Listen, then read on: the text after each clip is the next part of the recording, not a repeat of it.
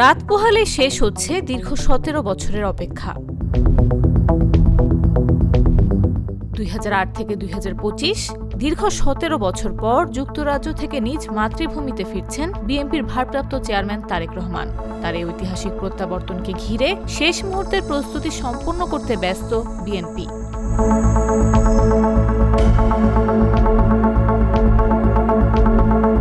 লন্ডনের স্থানীয় সময় বুধবার সন্ধ্যা ৬:৩০ এবং বাংলাদেশ সময় রাত ১২:১২ হিথ্রো বিমানবন্দর থেকে বাংলাদেশের উদ্দেশ্যে যাত্রা করবেন তারেক রহমান। তিনি বিমান বাংলাদেশ এয়ারলাইন্সের BG202 ফ্লাইটে ঢাকার উদ্দেশ্যে রওনা দেবেন।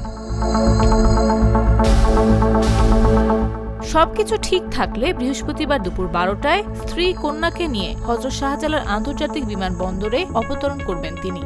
তাকে বহনকারী বাংলাদেশ বিমানের নিয়মিত বাণিজ্যিক ফ্লাইটটি সিলেট হয়ে ঢাকায় নামবে। দলের শীর্ষ নেতারা বলছেন, তারেক রহমানকে স্বাগত জানাতে এদিন ৫০ লাখ লোকের সমাগম হবে। সেই টার্গেট পূরণে কাজ করছেন দায়িত্বপ্রাপ্তরা। তারেক রহমান শাহজালাল আন্তর্জাতিক বিমানবন্দরে অবতরণের পর সেখানকার আনুষ্ঠানিকতা শেষ করে ৩০০ ফিটের গণসংবর্ধনা স্থলে আসবেন। এরপর এবারকেয়ার হাসপাতালে চিকিৎসাধীন মা খালেদা জিয়ার সঙ্গে সাক্ষাৎ করে সেখান থেকে গুলশানের বাসায় যাবেন। শাহজালাল বিমানবন্দর থেকে বাসায় ফেরা পর্যন্ত দল এবং সরকারের পক্ষ থেকে নিরাপত্তার ব্যবস্থা করা হয়েছে। ইতিমধ্যে বুলেট প্রুফ ২টি গাড়ি ঢাকায় এসে পৌঁছেছে।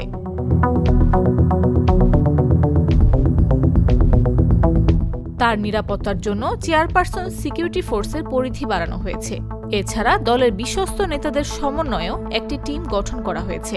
তারেক রহমানকে স্বাগত জানাতে সর্বত্র জনসমাগম ও নিরাপত্তা এবং পুরো প্রক্রিয়া সুশৃঙ্খল করার টার্গেট নিয়ে কাজ করছে বিএনপি ও তার অঙ্গ ও সহযোগী সংগঠনের নেতৃত্ব। ইতিমধ্যে সারা দেশ থেকে নেতাকর্মীরা আসতে শুরু করেছেন।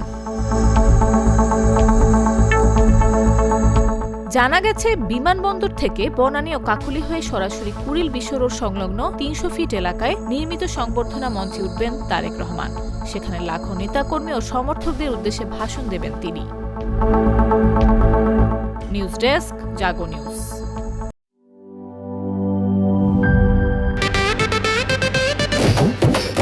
একটা ড্রিঙ্কও আমারে দিবা?